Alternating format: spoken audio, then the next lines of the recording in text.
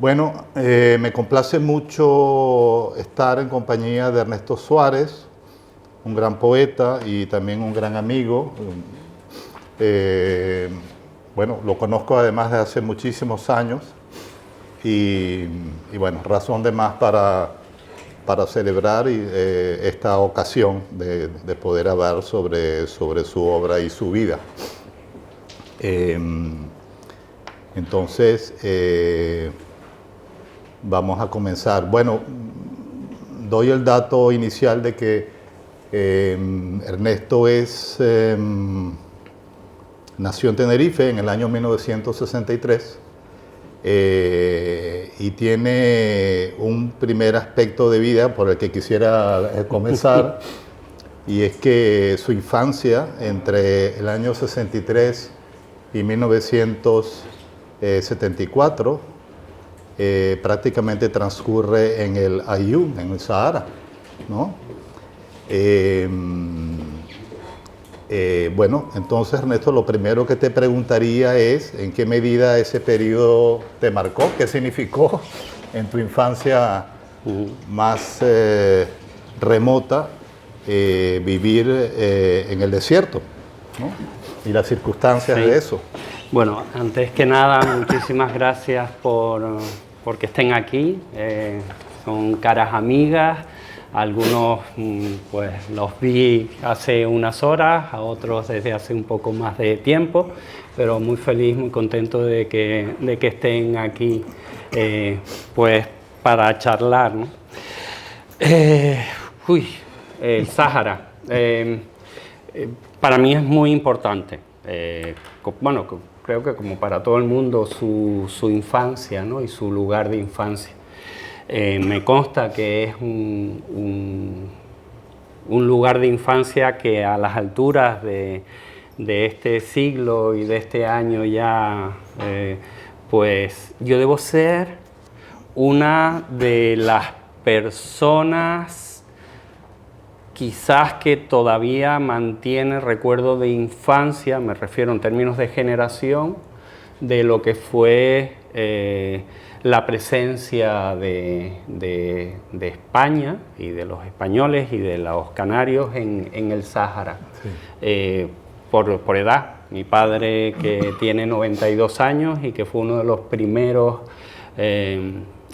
españoles no militares que llegó al Aaiún en el año 59. De manera que por edad, pues en Gran Canaria está Susi Alvarado, que también comparto con ella esa particularidad de ser canario sahariano o saharaui. Ella en el caso mío en el Aaiún, en el caso de ella en lo que en aquel momento se conocía como Villa Cisneros. Cuando regresamos en realidad, aunque el periodo de veraneo era siempre regresar o venir a casa de mis abuelos maternos, mi primer recuerdo, o un recuerdo recurrente, es el verdor de esas montañas. Llegábamos en avión, en los antiguos Fokker, en aviones de dos hélices, no turbohélices, sino hélices puras y duras, y para mí era impresionante el verdor de la isla. Claro. Porque claro, todo mi paisaje cotidiano, mi lugar cotidiano era el Aaiún, que estaba, bueno, cerca del mar, a media hora en coche de la costa, pero rodeado prácticamente del desierto, pues que todos tenemos en la imagen, de dunas, aunque también muy pedregoso.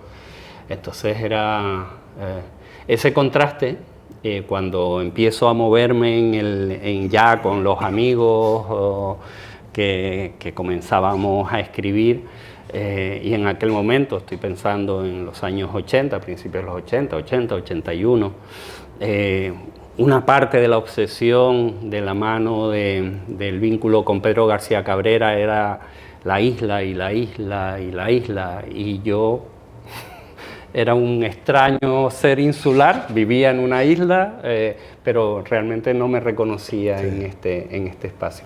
Yo creo que eso de alguna manera ha sido pues un dilema también en la escritura, que ya no, espero que ya no, pero que durante un tiempo sí fue significativo en el hecho de escribir y en el intercambio con aquel primer periodo que era muy enfático en lo canario y en lo insular desde el punto de vista de la escritura. O sea que sí puedes pensar en imágenes o en fragmentos de memoria que quizás en tu niñez lo veías, no sé, de manera autónoma, pero que al final terminaron siendo importantes para la creación poética. Sí, ¿sabes? Esa especie de visiones que uno tiene que de pronto las entiendes después, ¿no?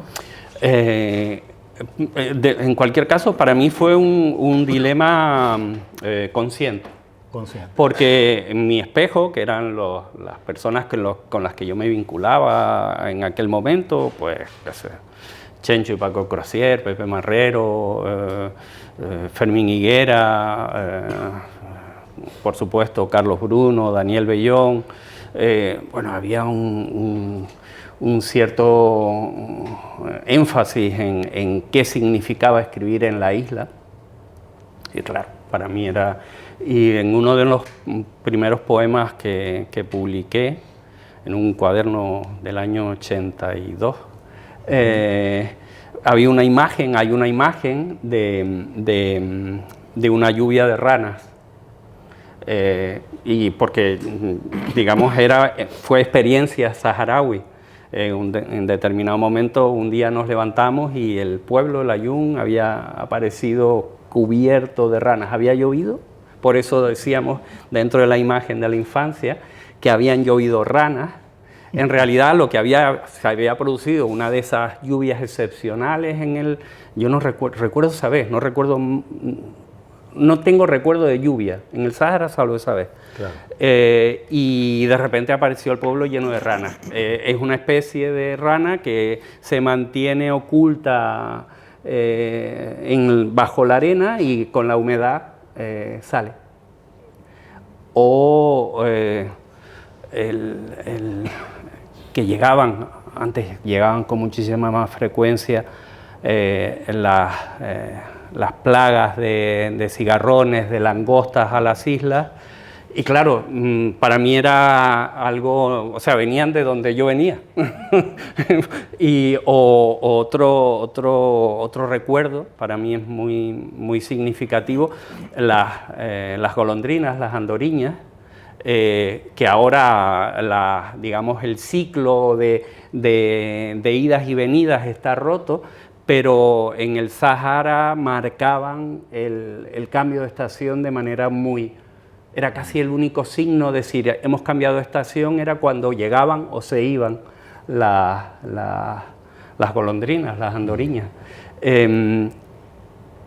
Y ahora que lo hablo, que lo comento contigo, es siempre ese ir y venir. Ir y venir.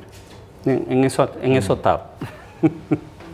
Cuéntanos un poquito de ese primer hogar, o sea, ese primer hogar visto desde hoy hacia atrás, que te predisponía de alguna manera a pensar en literatura. Por ejemplo, ¿había libros allí? ¿Había personas? ¿Qué gravitación tuvo tu padre o tu madre? Fíjate, a ver, y lo digo porque es la historia de mi familia. Mi abuela materna era analfabeta. Mi padre acaba sus estudios de bachillerato al mismo tiempo que mi hermana mayor. Esto es, se pone a estudiar y coinciden. Entonces, bueno, es un hogar de familia de origen rural, por un lado, de zona de muelle portuaria, por otro, y recuerdo muy pocos libros en casa, en realidad. Mi hermana era la lectora, me lleva 7 años. Recuerdo los libros de la colección Reno, de Bruguera, creo que era. Sí, ¿no? Y recuerdo los que, de hecho, en casa debe haber todavía algunos, de la colección de Radio Televisión Española, ¿sí? O sea, unos naranjas, una edición espantosa a día de hoy, pero eran los libros y después la enciclopedia, el Larousse. Entonces, lo que sí, yo me pasaba horas viendo páginas y páginas del Larousse, leyendo las entradas y viendo las ilustraciones y decir, más allá de eso, no puedo decir que mi entorno fuera un entorno con una biblioteca ordenada. No fue así. Muy bien, bueno, no fue así. Importante saberlo. Bueno, si mis cálculos no fallan, comienzas a vivir ya de manera fija en Tenerife a los 9 años. Un poco más tarde. Un poco más tarde, ¿no? Sí. Bueno, ya nos estás diciendo de que ibas y venías, pero ya a partir de un momento dado ya era como la estabilidad en Tenerife. ¿Eso significó algo en relación a lo que tenías antes? Ya vivir de manera fija aquí, ¿qué significó? Fue una pérdida. Fue una pérdida. Claro, sin duda, fue una pérdida. O sea, no hubo ningún tipo de ganancia. O pocas. A ver, si ponemos en la balanza que han pasado unos cuantos años, evidentemente ha habido muchísimas ganancias. Pero en aquel momento la vivencia y el recuerdo que mantengo de esa vivencia fue de pérdida. Claro. Mi hermana empieza a estudiar en la universidad y entonces mis padres aprovechan que mi hermana se viene ya y me envían a mí. Y unos meses más tarde, estoy hablando de séptimo de GB, no sé qué curso, qué edad, va. 12 años. Pues en séptimo de GB yo vengo a vivir a casa de unos tíos en el barrio La Salud. Son esas coincidencias. En la calle Río Ebro, en el bloque número 8 y en el bloque número 7 vivían, y de hecho sigue viviendo a día de hoy, uno de los hermanos Croisier, Chencho Croisier y Paco Croisier. Yo no los conocí en aquel momento, los conozco cuando empezamos a interactuar a partir de lo literario, pero en realidad yo me pasé una buena parte de mis veranos en esa casa de mis tíos. Bien, yo llego, mis padres dicen, bueno, te quedas en casa de tu tía Agustina y tu tío Antonio. Y mi hermana se estaba quedando en casa de mis abuelos. Yo aguanté un mes, yo me llevaba maravillosamente con mis primos, mis tíos, en fin, pero aguanté un mes en casa de mis sí. Y entonces mis padres, con buen criterio, me dijeron, no, te quedas en casa de tus abuelos con tu hermano. Y estuvimos ese curso y en el verano ya mis padres, el verano siguiente ya mis padres hacen la mudanza. Vienen primero y tienen que volver al Sáhara para terminar de recoger la casa. Entonces me dicen que si yo quiero ir, y yo les digo que sí. Claro, a recoger inmediatamente. Era un edificio de 2 bloques, y yo era, iba a decir, el único niño, y en realidad éramos casi prácticamente la única familia que quedaba en esos 2 bloques de 8 y 8, 16, o quizás 20 viviendas, no lo recuerdo exactamente. Y claro, para mí era regresar a un sitio que era el mío, y cuando llegué no había nada. O sea, estaban mis padres y yo recogiendo. Y así estuvimos, creo que Pues fueron 15 días en ese proceso. Por eso digo, y es un recuerdo muy presente, muy Sí. presente. Fíjate, ya en esa etapa de estabilidad, digamos, me imagino que ya estabas en la etapa de bachillerato, ¿no? ¿Puedes recordar conocimientos, intereses que hayas tenido en esos años de formación? ¿Qué te atraía desde el punto de vista del saber o del...? A ver, Clara diría que mi hija, pues diría que, bueno, que soy medio friki o algo así.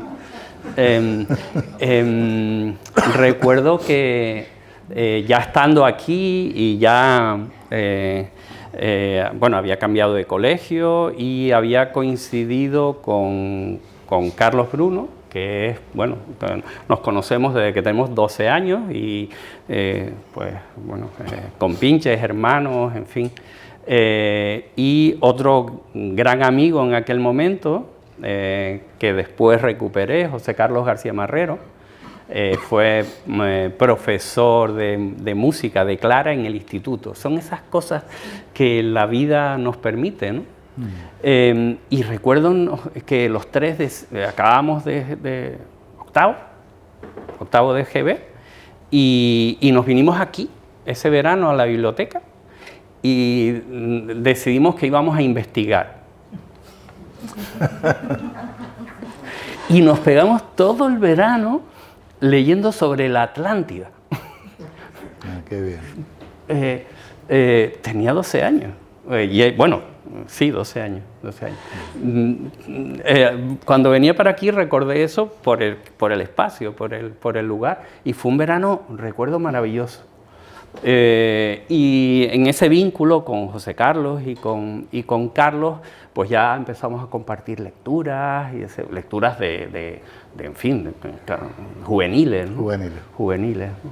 Pero fue un periodo así de... y ya después fue en el instituto, quizás pues en Yayi, que anda por aquí también, también amiga de aquel periodo, o desde aquel periodo. Quizás yo tenía 16 años, cuando de repente, no sé por qué, realmente no lo sé, empecé a escribir aquello que parecían poemas. Bueno, descubrí que eran poemas al comparar lo que yo empezaba a escribir con lo que ponía que era un libro de poesía, ¿no? Sí, a los 16. Sí, aproximadamente, sí. Qué bien, vamos a regresar a eso.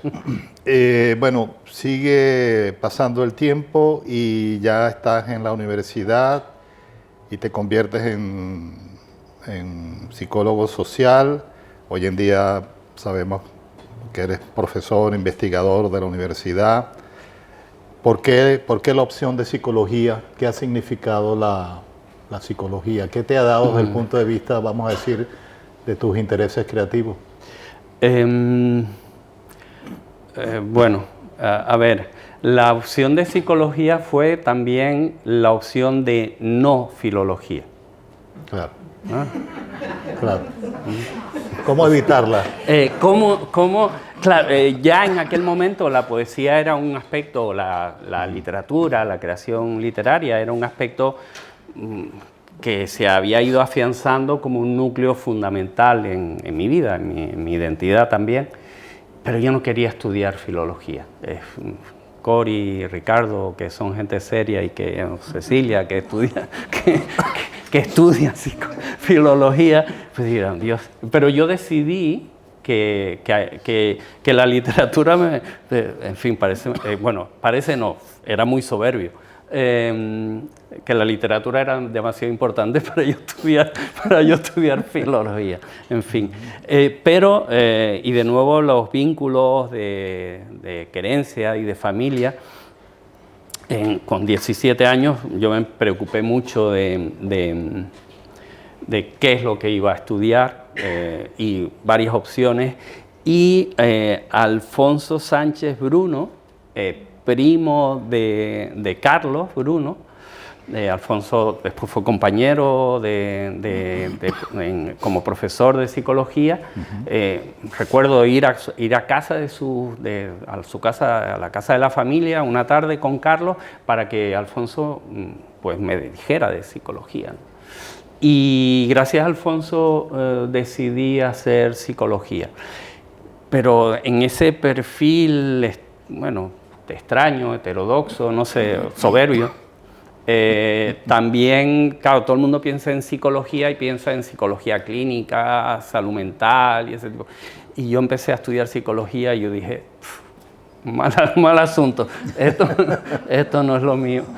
Pero afortunadamente ya en primero había una asignatura de psicología social y por ahí ya fue un primer anclaje que se confirmó ya en tercero de la carrera. Y también, bueno, en aquel momento era mi profesor, después fue mi director de tesis, mi amigo Bernardo Hernández. Me propone que colabore con él en su tesis doctoral. Él estaba realizando su tesis y yo, pues, su tesis era sobre mapas cognitivos, ¿no? Psicología ambiental. Y desde entonces me dedico a la psicología ambiental. Y recuerdo entrevistarme con taxistas de Santa Cruz para la tesis de Bernardo.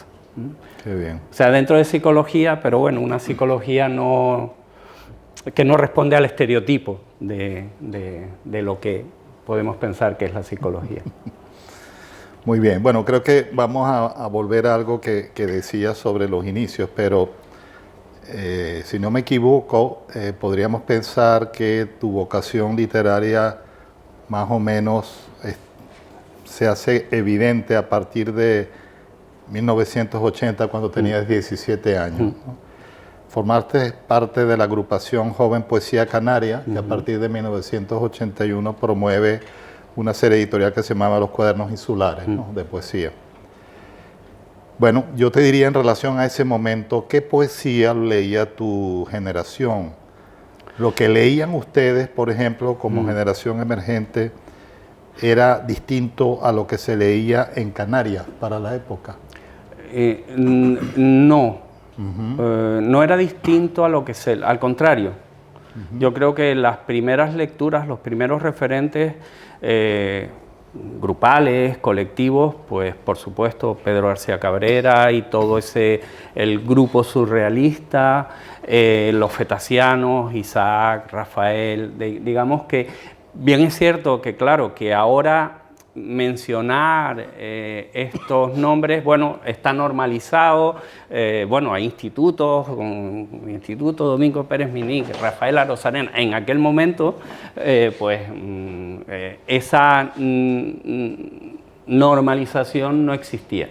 Era justo lo contrario, era el momento de reivindicar a una generación o a varias, a las personas que habían constituido al menos dos grupos generacionales que habían sufrido, que habían sido perseguidos políticamente, sí, o que habían quedado al margen de la cultura oficial, como era el caso de Rafael Arozarena e Isaac de Vega, que paradójicamente ahora son los grandes nombres de la literatura canaria. Y para nosotros era muy importante vincularnos a eso. Estoy hablando en plural porque en aquel momento hablábamos así. O sea, que claramente reconocían a maestros, determinados maestros. Sí. Sí, sin duda. No había eso de parricidio a veces entre las generaciones, no. Más bien había reconocimiento. Bueno, algunos parricidios algunos que son vergonzosos también, pero sí hubo vamos a ver, siempre hay, en la historia de la literatura se habla de ciertos saltos, ¿no? Es decir, y dejábamos algunas generaciones intermedias con las que no nos resultaba tan cómodo o adecuado vincularnos, ¿no? Afortunadamente eso después, la madurez, pues, y el tiempo permite hacer correcciones a esos juicios adolescentes, juveniles muy radicales, ¿no? Sin duda, sin duda. Bueno, quisiera preguntarte si puedes reconocer el libro Espumas de Carrusel de 1982 como tu primer libro de poesía. No sé si lo quieres olvidar o si lo quieres... No, vamos a ver. Es muy ambivalente porque fue un libro promovido colectivamente. Sí, sí. Con lo cual, para mí eso es un valor. Bueno, un libro, un cuaderno, son apenas un manojo de poemas. Y además un manojo de poemas que me costaron mucho. Recuerdo cerrar y elaborar. El proyecto del libro era más amplio, pero en fin, tienes que editar. Y al final dije, venga ya. Por ese lado sigo reconociendo por lo que supone de vínculo con un grupo de personas que para mí eran fundamentales y siguen siéndolo. Pero literariamente, claro, mejor lo olvido. Mejor lo olvidamos. Muy bien. Incluso el título, es que es espantoso. Bueno, voy a ojalá no se me escape ninguno, pero voy a mencionar a partir de allí la secuencia de tus libros, sobre todo para las personas que no los recuerdan. Está el relato del cartógrafo, que fue en Ediciones La Palma en el año 79. Luego Las playas. 97. Perdón, 97. No, lo tenía bien anotado, lo leí mal. El 97. Después está Las playas, que viene siendo, que sí lo tengo acá, que viene siendo una compilación de varios años, prácticamente abarca un periodo que podría ser del 82 al 2002, en una edición de Baile del Sol del 2002. Después está La casa transparente, que también lo tengo acá, este librito muy bonito, publicado por la Caja Literaria en 2007. Después un libro llamado Spree, de la editorial Cartonera. Cartonera Island, del año 2013, perdón. Un libro colectivo que se atraviesa allí en compañía de Daniel Beñón y Carlos Bruno, en la editorial Amargor, ¿verdad?, del año 2013. Rehacer el aliento, en el 2016, también editorial Baile del Sol. Después está Recia, este libro que me gusta muchísimo, esta edición muy bonita, de La Palma, Ediciones La Palma, en el 2017. Y tengo entendido la última sería La habitación china. Ahí está. Muy bella edición. De Ediciones Liliputienses, del 2021. Sí. En este recuento de 8 títulos, a ver, ¿te animas a pensar como en etapas? ¿Qué libros agruparías? La propuesta, y que Tito Espósito, el editor de Baile y amigo y también compinche de aquellos años, promovía, era tratar de fijar una colección que documentara lo que había sido la poesía insular, parte de la poesía insular de los 80 y de los 90, ¿no? Más o menos. Coriolano hace la propuesta de autores, de autoras, y bueno, me pide un libro, una antología que yo no podía hacer en realidad, porque el único libro era el cuaderno innombrable, ¿no? El del título Innombrable, y el relato del cartógrafo. Pero es cierto que durante todo ese periodo yo había elaborado cuadernos, y eso es las playas, ¿no? Digamos que quizás en las playas está ese periodo incluso de formación, La casa transparente es un libro, sería el siguiente. Sí. Bueno, los años de edición no corresponden a los años de escritura. Soy muy lento escribiendo y cada libro puede suponer 4 o 5 años de trabajo, 6, ¿no? Y después con la consiguiente demora en la edición. Yo reconozco como un ciclo en Arrecia y Rehacer el aliento, que acaba, bueno, hay un libro inédito de ese mismo ciclo, y Esprit abre otro ciclo de escritura que, digamos, que alcanza, bueno, a la habitación china. Me reconozco en esos 2 ciclos de escritura, aparte del periodo de formación. ¿Tú pensarías que la evolución de tu poesía tiene que ver con un principio de depuración? A ver, como de llegar cada vez más a la esencia, con menos palabras. Sí, se le da la vuelta a la idea. Bueno, la habitación china o Esprit o alguno de los que ya había alguna exploración, incluso a principios de los 2000, y que está recogido en las playas, no me gusta hablar de poemas en prosa, ¿vale? Del poema largo, del poema que incorpora una dimensión narrativa evidente y explícita. Es quizás lo último, y empiezo pues, con el relato del cartógrafo y también con Arrecia, pero sobre todo con Rehacer el aliento y La casa transparente, con esta idea de depuración, ¿no? que plantea.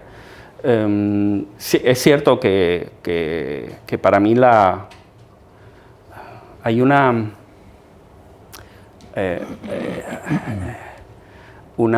C.D. Wright, que es una poeta estadounidense maravillosa, tiene una frase en un texto, en un libro fantástico, pero a la vez muy extraño, Tiempo de enfriamiento, se titula. Dice algo así, a ver, creo que la palabra en su comienzo es buena. Y que se creó buena desde su comienzo, y que aún en este instante, algo estoy parafraseando, sigue siendo buena. Sigue avanzando en el texto y dice, el problema es cuando se usa mal la palabra, y eso nos lleva a ir en contra del mundo. Para mí esa idea de si la palabra se creó y se mantiene bondadosa, sí, supone que es muy importante cuidar la palabra. Sí. Ya vamos a volver a eso, que es muy importante, pero quería que me hablaras antes un poco de las lecturas y de las influencias. Sé que puede ser un poco extenso, pero a ver, fíjate, más allá de lo que has publicado en España, has tenido presencia como poeta y también como reseñista, como crítico, en revistas o suplementos de Venezuela, de Cuba, de El Salvador, también de México, de Chile y de Argentina. Eso habla también de nexos, de intercambios, sí, ¿no? De amigos y de poetas que conoces. ¿Podrías pensar un poco en relación de alguno de esos países qué te une a esas poesías respectivas, o en todo caso a los poetas que te han interesado en esos países? Bueno, por lo evidente y por tu amistad también, pero mi vínculo con la poesía venezolana para mí es muy importante. Fue un descubrimiento al que me incorporo gracias al vínculo con otro amigo, con Juan Carlos Méndez Guedes, en el año 90 no, incluso antes, 94, 95. Sí. Y gracias a Juan Carlos empiezo, bueno, a conocer. Claro. Claro. Y bueno, gracias a Gladys y a los viajes a Venezuela, pues empiezo a hacerme, recuerdo un primer viaje enloquecido, que me traje, no sé, 40, 50 libros de Venezuela, entre los que me regalaban, los que yo compraba, en fin. Y es una parte muy importante de mi biblioteca y a la que vuelvo continuamente. Pues a ti, a Nela, en fin, hablar de... Y afortunadamente en España, a día de hoy, hablar de Rafael Cadenas, de Eugenio Montejo, bueno, es curioso, es razonablemente normalizado, pero recuerdo que en aquellos años los primeros libros, los primeros poemas, a través de otro gran amigo, Frank Cruz Pérez, sí.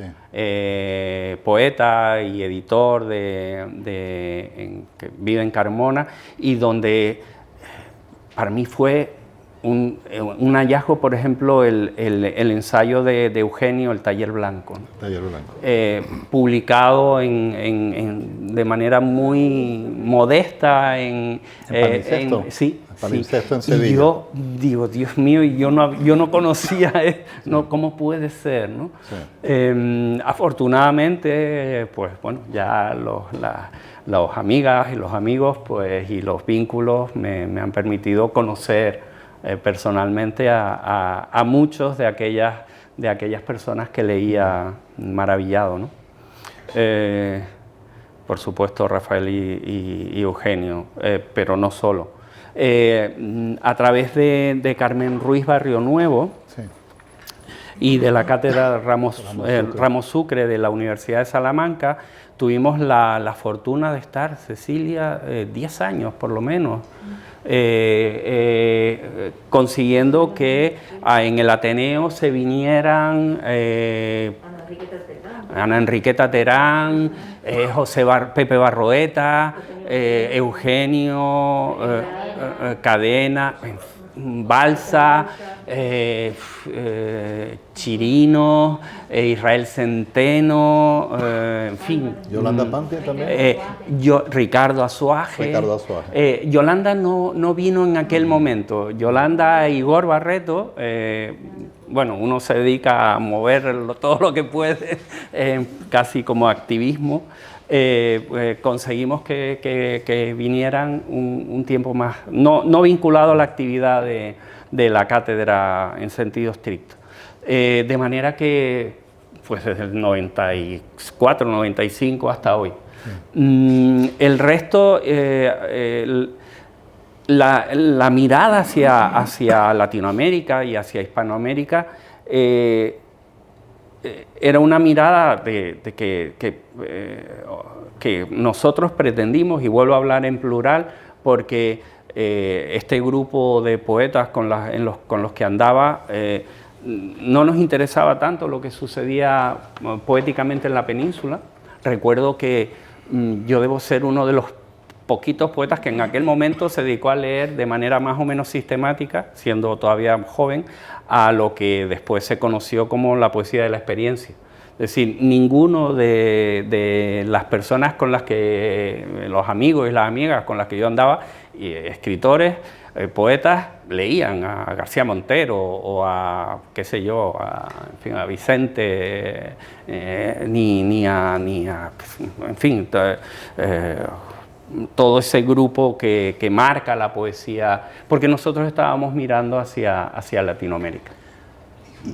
Y eso que fue tan claro en tu generación, lo de mirar más hacia América hispana y no hacia España, ¿eso lo puedes pensar también en otras generaciones canarias o fue específicamente más la de ustedes? Hombre, lo que fue el boom de la narrativa canaria, y ahí están, pues, en fin, Almas Marcelo,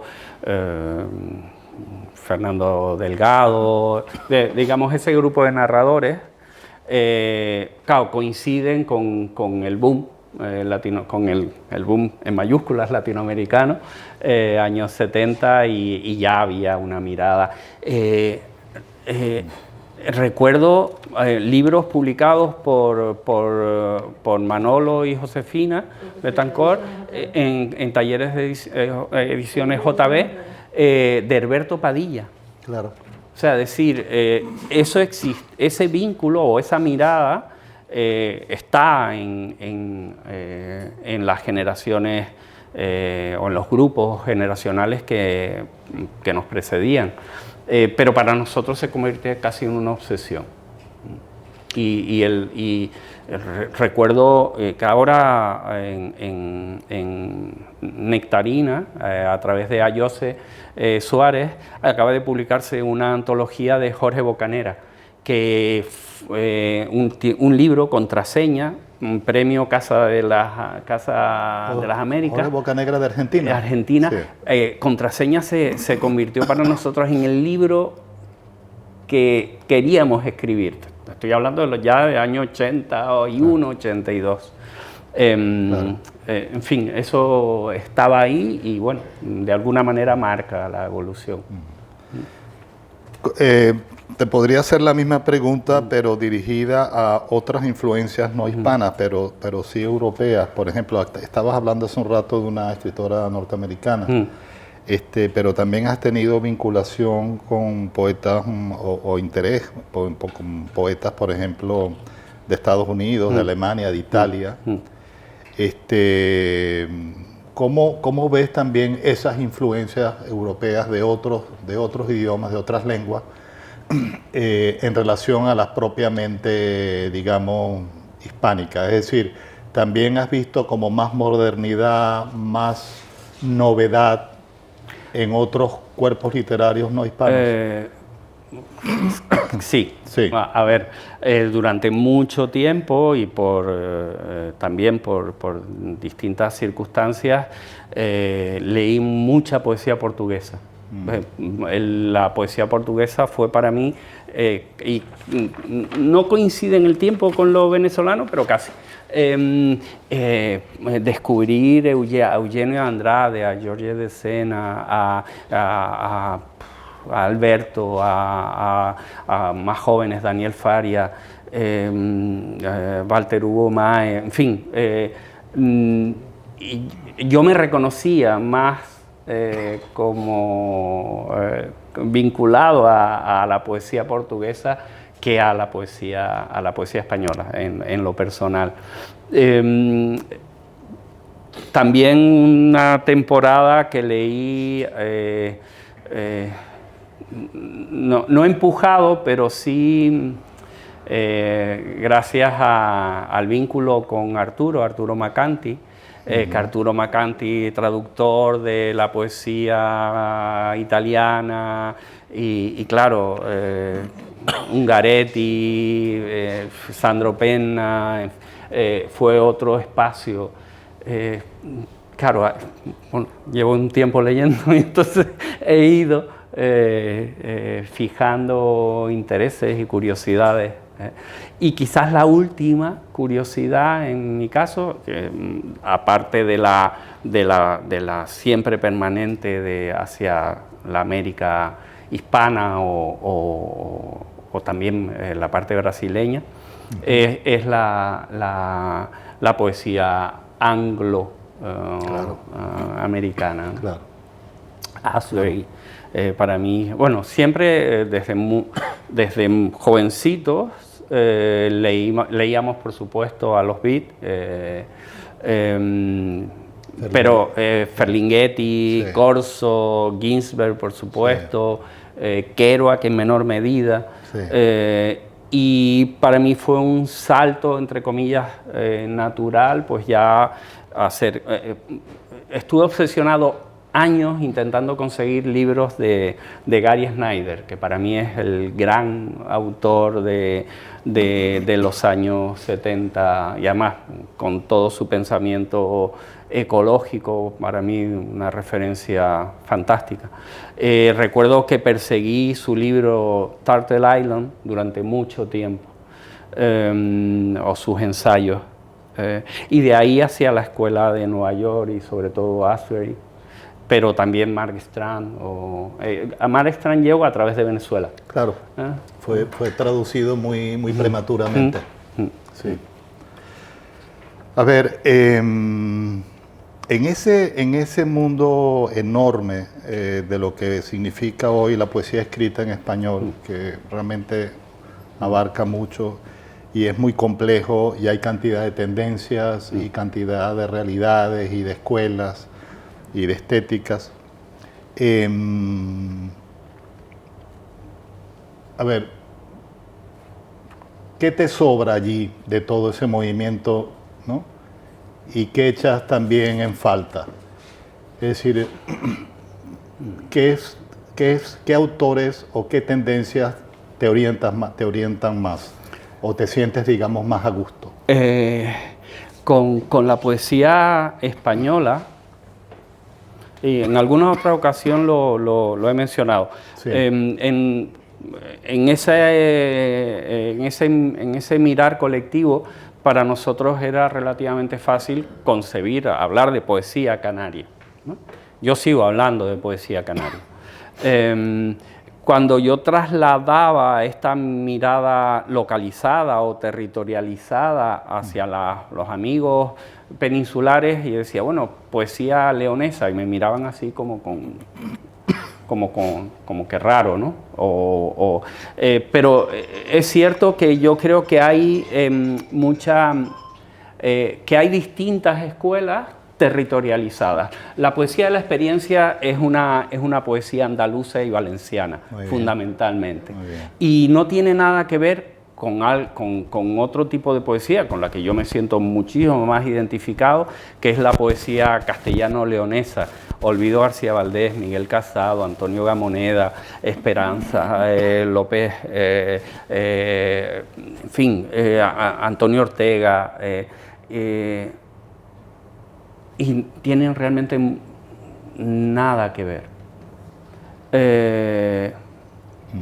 Y ya si entramos en los espacios de la poesía gallega, particularmente Luz Piquel, Chus Pato,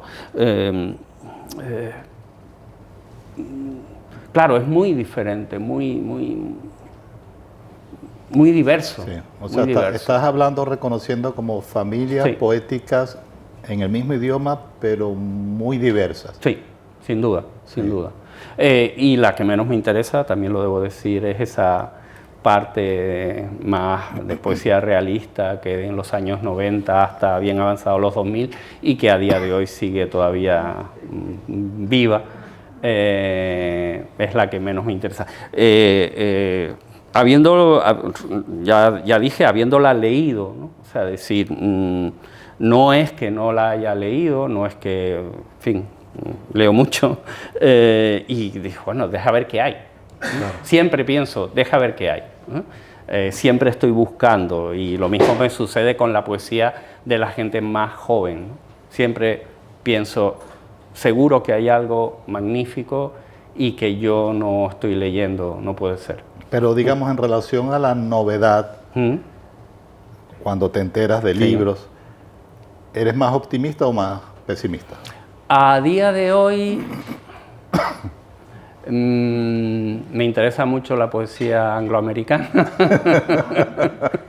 me interesa mucho la poesía venezolana, la poesía cuyo origen está en la península. Ojo, Antonio Méndez Rubio, Víctor Gómez,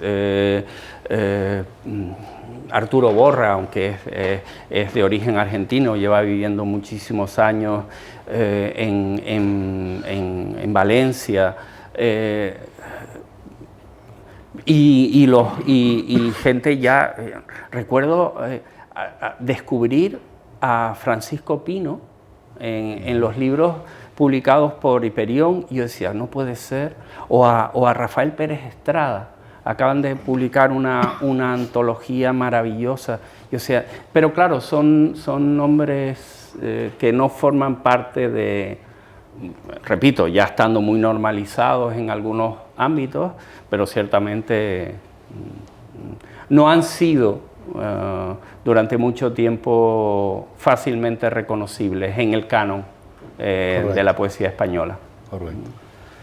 Bueno, vamos cerrando. Yo le vamos a pedir a Ernesto que nos lea unos 3 o 4 poemas. Vale. Y luego, por supuesto, quisiéramos abrir el derecho de palabra, pero antes, Ernesto, quisiera que nos dijeras en qué momento específico está tu trabajo poético, tu vocación poética.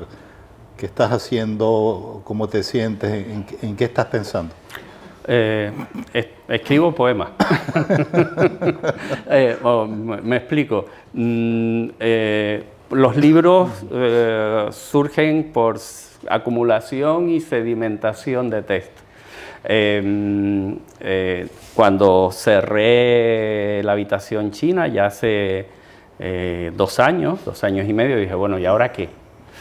Afortunadamente, el qué pues fue surgiendo. No sé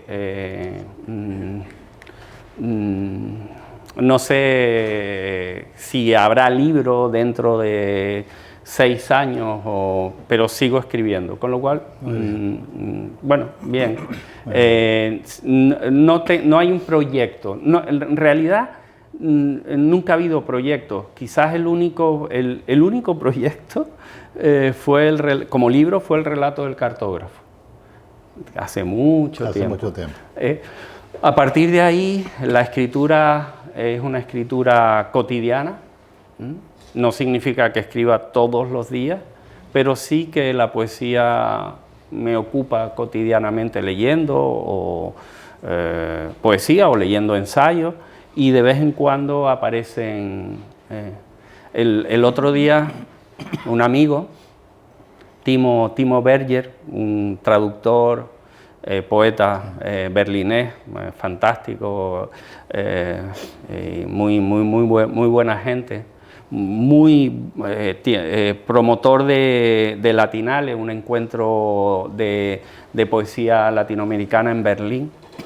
Me escribía a ver si consigo que Timo pueda venir. Y ¿qué tal, Timo? ¿Cómo estás? Y dice, aquí pasando días de tortugas e hipopótamos. Esa fue la expresión.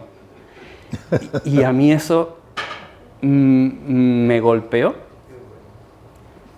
Y bueno, llevo unos días escribiendo esos días de tortugas e hipopótamos. Unos días, ya llevo unas cuantas semanas escribiendo esos días de tortugas e hipopótamos, gracias a Timo. Son esos encuentros cotidianos. Muy bien. ¿Te animas a leernos 2 o 3 poemas? Sí. Por favor. A ver, que se me cae esto.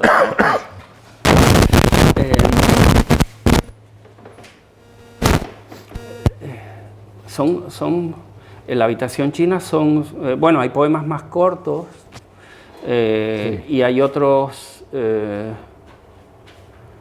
algo más extensos, pero voy a optar por más cortitos. Sí. ¿Vale? Gracias. 10 de mayo 2014, elegir el puente por donde cruzar un río. Ese es el título y está dedicado a los Bruno, para los Bruno y para Arminda. 1. Passing through. El problema de traducir el presente continuo inglés. El reflejo del viejo Checkpoint Charlie, ahora en medio de los grandes ventanales desde los que se mira o no, cómo van o vuelven, vienen las guaguas de turistas y los viejos soldados. Afincarse, hacerse cargo del entremedio. Todo es lugar y todo lugar solo vecindad y tiempo. Tras los edificios, la sirena del barco que abandona puerto. ¿Qué es lo invisible? 2. Pulmones encharcados, drenando por si se respirase sin ayuda, por si la respiración respirara. Pero no se sabe por qué no. Pero la vida agarrada al muro y agarrada al aire a la tanta altura de Amadeo, mientras los hijos buscaban señal, pero no se sabe por qué no. 3. ¿Qué será lo invisible?